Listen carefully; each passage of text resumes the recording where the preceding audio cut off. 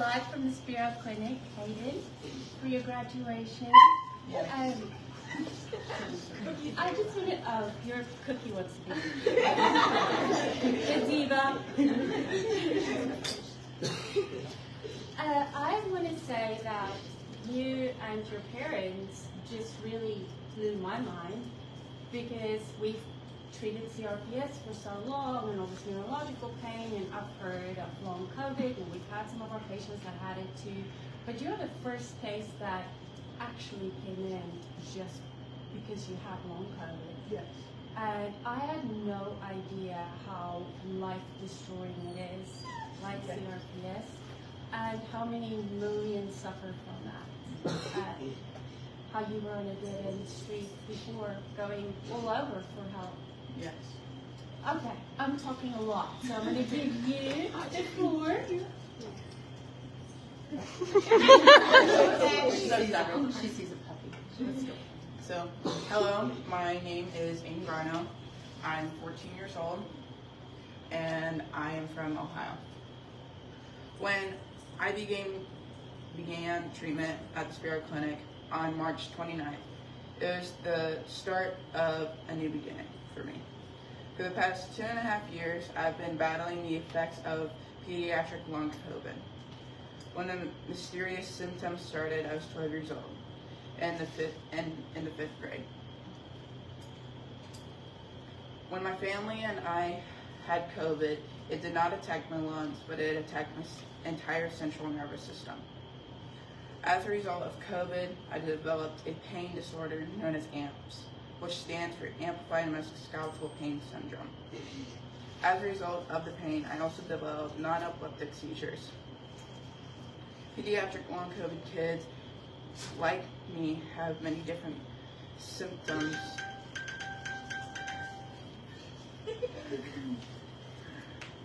of the body, impacted by many diagnoses. I have POTS, brain fog, and functional neurological disorder, to name a few of my own. All of this started after COVID. Getting these diagnoses was really tough, and most of them didn't happen immediately. To give you a picture of my life then, my family and I had COVID in November and December of 2020. By April 2021, I suffered with extreme level 10 pain all over my body, with up to 100 non-epileptic seizures per day. At that time, no medical organization really understood what was happening to me and didn't want to be responsible for me because COVID wasn't really known to do this for kids. My family and I started the Team Brono Facebook page to help crowdsource for medical knowledge and find other families experiencing what we were experiencing. Over the course of 9 months, I had been inpatient at 2 children's hospitals, received lots of heavy pain and psychiatric medications, and had an epidural. I also went code blue the very first time I had a non-epileptic seizure, because I was given a medication to stop it, but it backfired. I had consults and visits to 4 other hospitals throughout the U.S. I was turned down from entering. Hey, I'm here. It's your dogs. I was turned down from entering multiple well-known pediatric pain programs because of the constant non-epileptic seizures. I went from mowing the grass in the backyard to using a cane, walker, wheelchair, and electric scooters to get around. I was averaging 3 to 4 hours sleep per day because the rest of the day was spent on non-epileptic seizures. And the screaming and pain, I ordered for physical therapy, the occupational therapy, but no facility would take me because how bad my pain and non-epileptic seizures were. My parents would have to feed and bathe me because I couldn't do it myself. I was absolutely exhausted in every way imaginable. My screams and pain were horrifying. My parents were accused of abusing me. I was accused of lying. I was accused of having pain for attention. A psychiatrist asked me what benefits I was receiving by choosing to remain in pain. Also, my parents couldn't get any doctor to write my prescription for a wheelchair. I couldn't walk physicians through it was because I was trying. They said I wasn't trying and I wasn't doing enough. The reality is I couldn't walk because I was in too much pain. On my mom's birthday, we ended up buying me wheelchairs and bath seats from a local thrift shop to care for me at home. Anytime there was a change in weather, I would be a disaster. Wind, rain, and barometric pressure drops caused me to feel high pain. It felt like burning on my skin. I could no longer tolerate people touching me, including my family. My family could not hug me for over a year because their touch felt like knives and needles on my skin. Many children's hospitals recommended that my parents put me in a skilled nursing facility, an inpatient psychiatric mental health program, or at the time, place me in a closed pain program, is what they recommended. Which is where my parents would drop me off and not be able to stay with me for 8 weeks. I kept getting referred to specialists, but there were none to see because nobody really knew where I needed to go.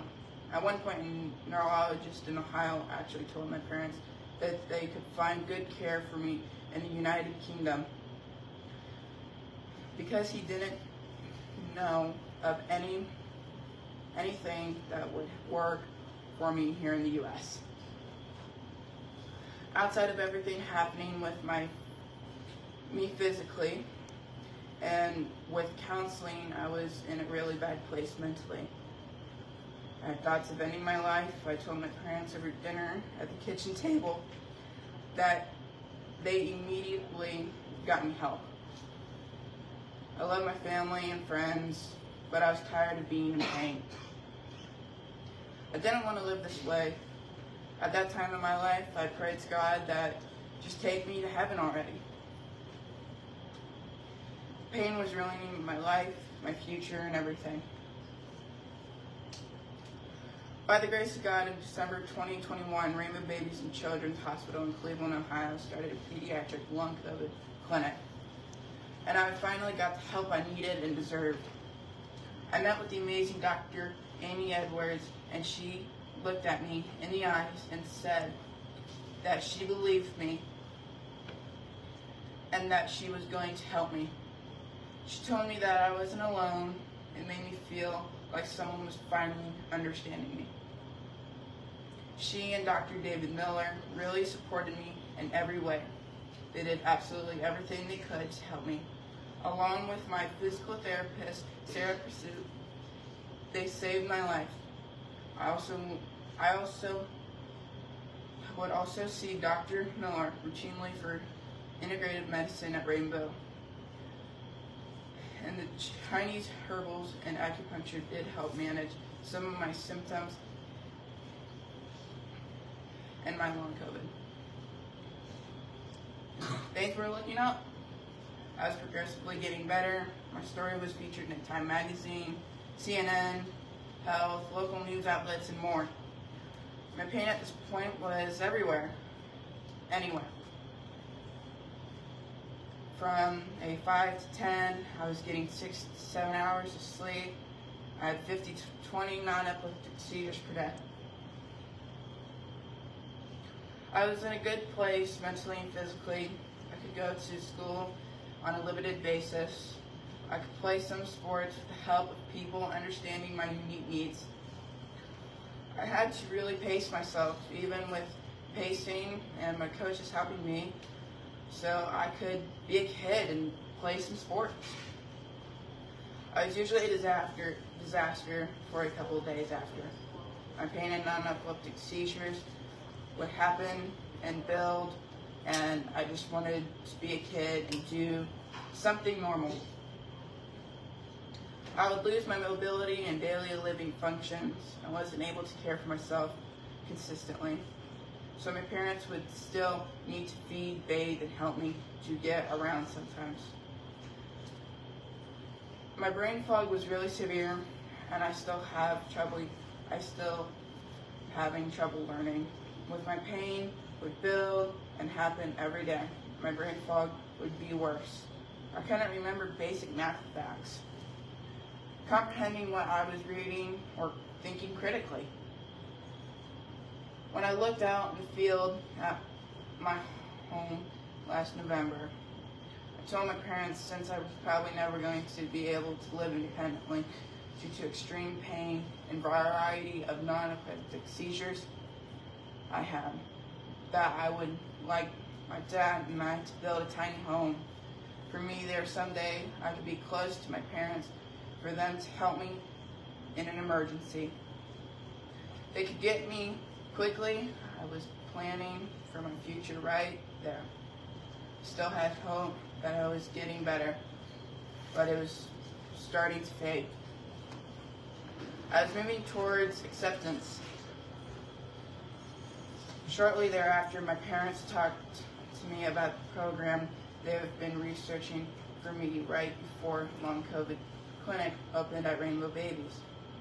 My parents told me that they reached out to a place called Spero Clinic and kept it in mind should we ever need it. When my parents told me about it, we scheduled a one-day visit during a week of Christmas to see what it was all about. I was skeptical, but willing to come to Arkansas and see it for myself. My parents told me that they would help me here for the treatment if I wanted to do the program. But it was my decision because I was the one that had to put in the work. When we arrived at the Spero Clinic, I was in shock. It was bright, people were talking to one another, everyone was so encouraging. It was like any other doctor's office or hospital I've ever been to. There was laughter, there was happy music. I met a patient named Sierra who talked to me about her experience. The whole place felt like a warm hug. It was awesome, I couldn't believe it. When my mom called to say that I really wanted to come to the program, we got our start date, then all fundraising efforts began. It took many, many people and supporters of Team Barnwell to make this opportunity happen for me. I never wasted a single day, showed up to every appointment, ready to give 100%. Kept my faith and never stopped believing in hope. Thank you to everyone who supported the Team Barnwell Benefit Dinner and Dance, purchased grocery cart giveaways, tickets, and generously gave financial support to help me be here. Thank you. When I first got to Spero 15 weeks ago, I was at a 9-10 level pain, having non-epileptic seizures every day. Now as I stand here in front of you all, after 14 weeks of treatment and 1 week of Saracet, I'm proudly to say I'm in remission. I've been pain-free for 2 weeks and 2 days and non-seizure free for almost 2 months. This clinic has made the impossible possible. If you have lost hope, remember this kid at one point had pediatric long COVID journey, had 80 to 100 non-epileptic seizures a day. To everyone in this waiting room and everyone battling for their lives, I want you to know that you can do this. Hope is real. Everyone's story and everyone's success are different, but each one matters. Every little thing matters. They add up to the big things. Thank you to Dr. K for this amazing program you have made and built. I love it here. Your incredible team has helped save my future and has given me a new outlook on life. Because of your program, I now am pain-free, non-epileptic, seizure-free. Thanks to Bianca and Katie, my NMR therapist, for getting my pain to 0 and no seizures. Thanks for the fun times and laughter, and thanks for putting up with me. I'm sorry that I was a pain. Thanks, Dr. Lucas, for helping me figure out what I was feeling when I didn't know how I felt. And you are just a wizard. You have magic. Thanks to you, to Dr. H, Carter, and Skylar for helping me get my health goals. Thanks, Dr. T, for always being extremely excited and happy to see me and Cookie. But I think you're more excited to see Cookie. Thanks, Dr. Lauren, for always smiling and being there for me. You are a great encourager and also turned me up to 100 on the art for the first time. Thanks, Dr. B, for always advocating and listening to what I've had to say. Thank you, Cameron and Tyler, for introducing me to some weird music, wink wink, and making me completely obsessed with all things laser. I enjoyed my time with you guys. Thank you, Katie, for the stories of your mom and baby Dean. Thanks, Joy, for the wonderful, relaxing, and ticklish time ever in your room. Thanks, Shane, for always being positive when we were all having a bad or good day. Thank you, Paxton, Paige, and Quincy, for always making me feel valued. Thank you, Heather, Eric, Jen, Grace, Brooke, Ellie, Jenna, and Amanda for everything you helped me do. Thank you, Nisha, for helping me move forward. Thank you to my mom, dad, and sister for being there every step of the way and listening and helping me get through tough times. Thank you for getting me here. Now I can say I have no pain and non-epileptic, seizure free.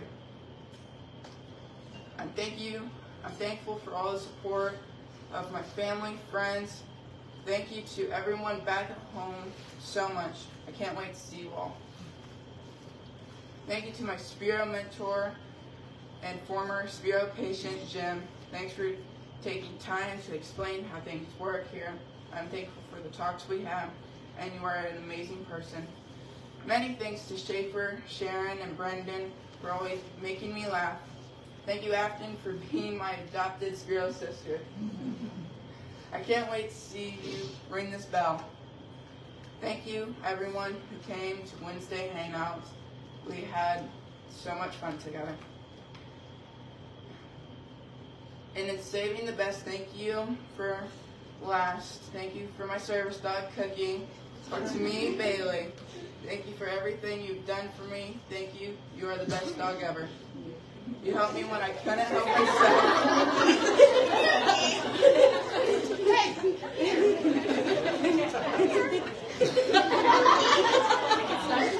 She thinks it's lunchtime.